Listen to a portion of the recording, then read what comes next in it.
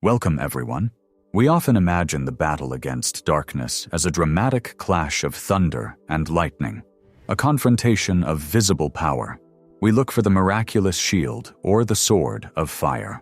But Padre Pio, who wrestled with the enemy every single day of his life, saw things differently. He saw the battlefield of the human soul with a clarity that few possess, and he identified one specific weapon, a weapon so quiet, so humble, and often so mundane that we frequently overlook it. Yet, it is the only weapon the devil cannot break, the only force he cannot mimic, and the only barrier he cannot cross. Today, through the intimate and surprising story of a noblewoman named Raffaelina Cerase and her spiritual father, Padre Pio, we are going to uncover this secret weapon. It is not what you think it is, and discovering it might just change the way you fight your own battles forever. Before we step into this profound mystery, let us take a moment to gather as a family of faith.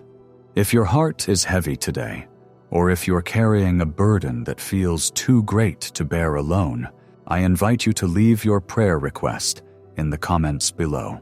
If you cannot find the words, simply write Amen, and we will understand. And as you scroll through, if you see the plea of a brother or sister, please take a second to reply with a word of hope. A simple, God is with you, or I am praying for you. In this way, we become a living sanctuary, ensuring that no one among us has to walk through the valley of shadow alone. Now, let us turn our hearts to the story of Raffaelina and the weapon that terrified the enemy. To understand this story, we must first understand the nature of the enemy we face. Padre Pio often reminded his spiritual children that the devil is not merely a monster of chaos. He is a creature of immense intellect, a fallen angel who retains his natural powers. He is a master tactician. And because he is a spirit, there are many things he can do better than us.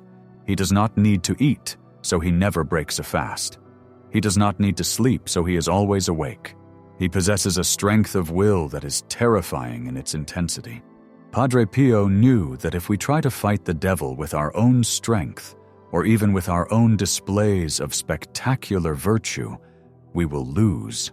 The enemy can twist even our holiest desires into traps. He can take our desire for holiness and turn it into pride.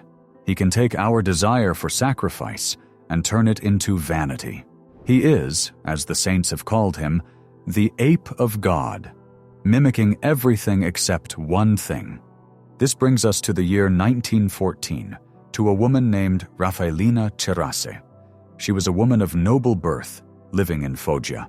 Raffaelina was a soul on fire for God. She was one of Padre Pio's very first spiritual daughters, a woman of deep intelligence and intense devotion. She looked at the world around her, a world that was drifting away from God, and she looked at her own soul, and she felt a burning desire to make reparation. She wanted to suffer for Jesus.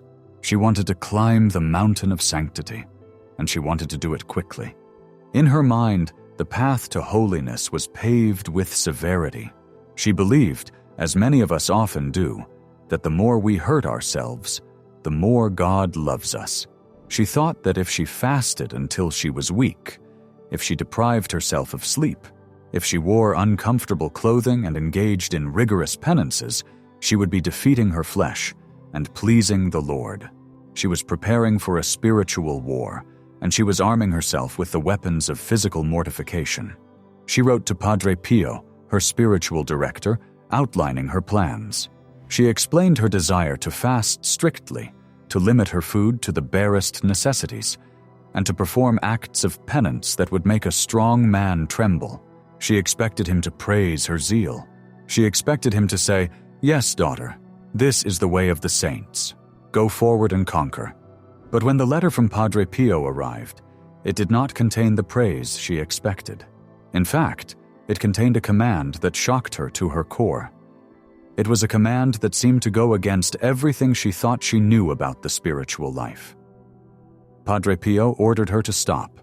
He did not just suggest it, he commanded it with the authority of a spiritual father. In his letters, preserved today as a testament to his wisdom, we see him dismantling her plans for extreme penance. He told her, in no uncertain terms, that she was to eat. She was to take care of her health. He wrote to her, saying, "I do not want you to kill yourself." He regulated her diet, insisting that she take nourishment to support her fragile body. He forbade her from the severe fasts she had planned. Imagine her confusion. Here was a saint, a man who bore the wounds of Christ, a man known for his own suffering, telling her to be comfortable, telling her to eat. It seemed paradoxical. Why would he disarm her? Why would he tell her to put down the instruments of penance when she wanted to fight for God? Padre Pio saw what Raffaelina could not see. He saw the shadow of the enemy lurking behind her zeal. He knew that the devil loves extreme penance when it is self-imposed. Why? Because when we choose our own suffering, when we decide exactly how we will be holy, we remain in control. The ego is still on the throne. We can look at our fasting and say, "Look how much I am doing for God. I am not like other people who eat and drink. I am special." This is the poison of spiritual pride, and it is the deadliest poison of all. It was the sin of Lucifer. Lucifer did not fall because he was weak. He fell because he loved his own excellence more than the will of God. He wanted to shine on his own terms. Padre Pio knew that if Raffaelina continued down this path of self-imposed rigor, she might destroy her body. But worse, she might inflate her soul with vanity. The devil would encourage her to fast, whispering, "Yes, you are strong, you are holy, you are better than the rest." And in doing so, she would walk straight into his trap. So, Padre Pio handed her the only weapon the devil cannot break. He handed her the weapon of obedience. He taught her that eating a meal out of obedience to God's will is infinitely more meritorious than fasting out of one's own will. He taught her that resting when commanded to rest requires more humility than staying awake when you want to prove your strength. The devil can fast, the devil can stay awake, but the devil cannot obey. The very definition of the demonic is non serviam. I will not serve. I will not submit. I will not bend my will to another. For the devil, obedience is impossible. It is the one motion his nature cannot make. Therefore, when a human being obeys, humbly, quietly, without fanfare, the devil is powerless. He has no counter move. He cannot mimic it, and he cannot understand it. Padre Pio wrote to Raffaelina, guiding her gently but firmly. He told her that she must preserve her health because her body was a tool for God's glory, not an enemy to be destroyed. He wrote, "The devil, being a spirit, does not eat. He does not drink. He does not sleep. If you do these things to prove your holiness, you are entering a contest you cannot win. But if you obey, you conquer him instantly." Let us go deeper into this mystery. What was happening in Raffaelina's heart during this time? It was a crucifixion of the will. It is easy to endure physical hunger. The body adjusts. It is much harder to endure the hunger of the ego. To sit down at a table and eat when your pride wants to fast is a crushing blow to self-love. It feels ordinary. It feels weak. It feels unheroic. And that is exactly why it is so powerful. God does not need our feats of strength. He possesses all strength. He does not need our starvation. He is the bread of life. What he wants, what he craves, is our trust. He wants us to let go of the steering wheel. Padre Pio was teaching Raffaelina that true sanctity is found in the fiat, the let it be done of Mary. When the angel Gabriel came to Mary, she did not offer to do great penances. She did not offer to climb mountains. She simply said, "Be it done unto me according to thy word." She aligned her will perfectly with the will of the Father. That simple act of submission brought God into the world. Conversely, the fall of man in the Garden of Eden was not about a crave for fruit. It was a crave for autonomy. Adam and Eve wanted to decide for themselves what was good and what was evil. They wanted to be the authors of their own destiny. Every sin, at its root, is a refusal to be a child, a refusal to be dependent on the Father.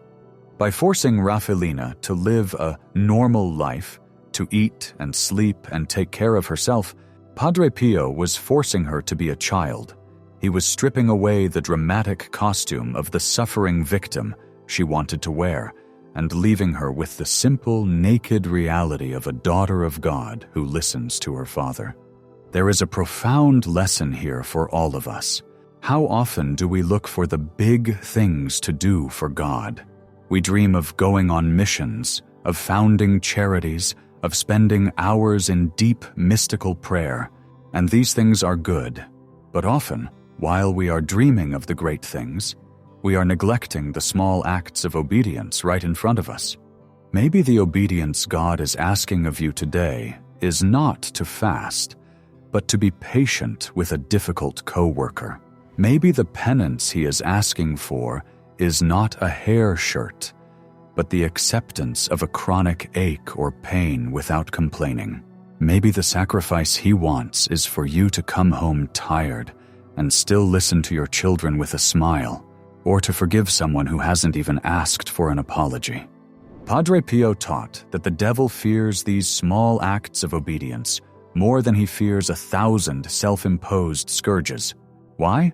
Because these small acts kill our pride.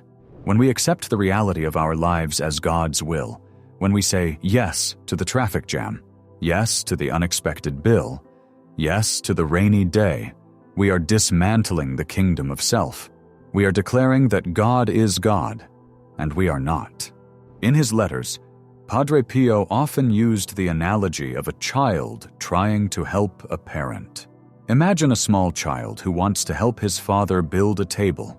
The child might want to lift the heavy hammer, thinking he is strong, but the father knows the hammer is too heavy. The child will only hurt himself or ruin the wood. The father asks the child instead to simply hold a nail or to hand him the sandpaper. If the child throws a tantrum and insists on lifting the hammer, he is not helping. He is being disobedient and prideful. But if the child smiles and holds the nail, he is truly serving the Father. The work gets done, and the bond of love is strengthened. Raffaelina Cerase eventually understood this. She realized that her desire for extreme penance was, in a subtle way, a desire to be the one swinging the hammer. She learned to hold the nail. She learned that eating her meal in obedience was a prayer. She learned that resting her body so she could serve others better was an act of worship. And as she embraced this little way of obedience, her soul began to fly. She didn't need the external drama of starvation to find God. She found Him in the quiet surrender of her will. She found a peace that the devil could not touch. The enemy would come to her, perhaps whispering, "You are mediocre. Look at the saints of old. They suffered more than you. You are just a pampered woman eating your dinner." But now, armed with Padre Pio's wisdom, she could reply, "I am eating because God, through my director, asked me to. And in this bite of food, there is more love than in all your empty pride." And the enemy would flee, burned by the fire of humility.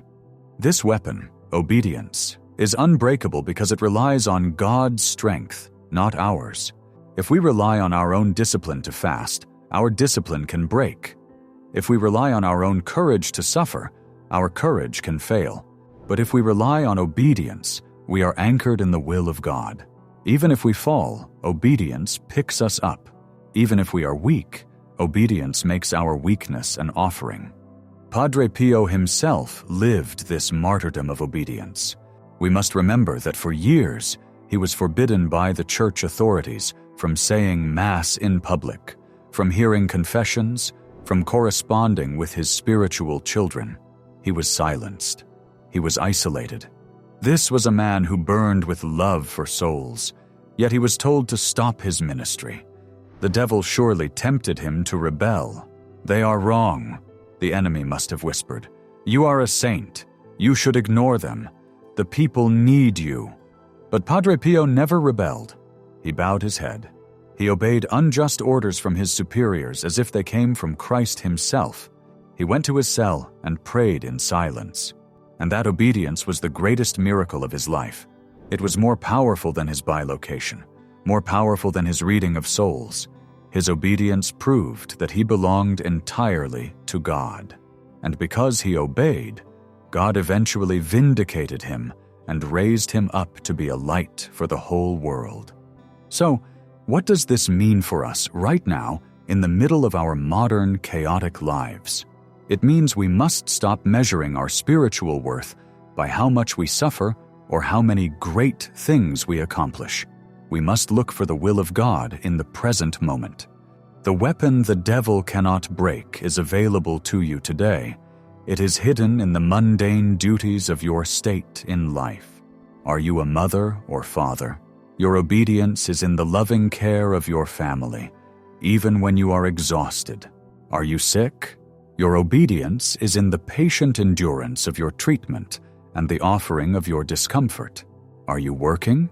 Your obedience is in the honest and diligent labor of your hands. When you feel the temptation to do something extraordinary for God, pause and ask yourself, am I neglecting the ordinary duties God has placed before me? Do not run to the mountaintop if God has asked you to sweep the valley. The devil can simulate miracles. He can simulate prophecies. He can simulate tongues. But he cannot simulate the quiet, humble heart that says, Lord, I do not ask for glory. I do not ask for suffering. I only ask to do what you want me to do, right here, right now. That is the terror of hell. That is the blinding light that scatters the darkness. Padre Pio's guidance to Raffaelina Cerase echoes through the decades to reach us today. He is telling us, do not worry about being a hero. Worry about being a child. There is a tremendous freedom in this. You do not have to carry the weight of your own salvation on your shoulders. You do not have to prove anything to the devil. You only have to listen to the shepherd and follow his voice, step by step. If the shepherd leads you to green pastures, lie down and rest in gratitude. If he leads you to the valley of the shadow of death, walk through it with trust. Do not try to fast when he feeds you, and do not try to feast when he asks you to fast. Simply obey. In the end, Raffaelina Cerase became a saintly soul, not because she destroyed her body, but because she surrendered her will.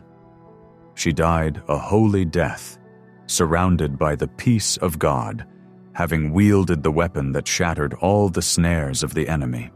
As we conclude this reflection, I want you to close your eyes for a moment. Think of one area in your life where you are fighting against reality, where you are trying to force your own way, or where you are trying to prove your worth through your own strength. Imagine Padre Pio standing beside you, placing a gentle hand on your shoulder. Hear him say to you what he said to Raffaelina, "My child, stop. Stop fighting. Stop trying to be the general of your own war. Let God be the general. You just be the soldier who obeys. Give that struggle to God. Let go of the need to control. Pick up the weapon of obedience. It is light to carry, but it is heavy enough to crush the head of the serpent."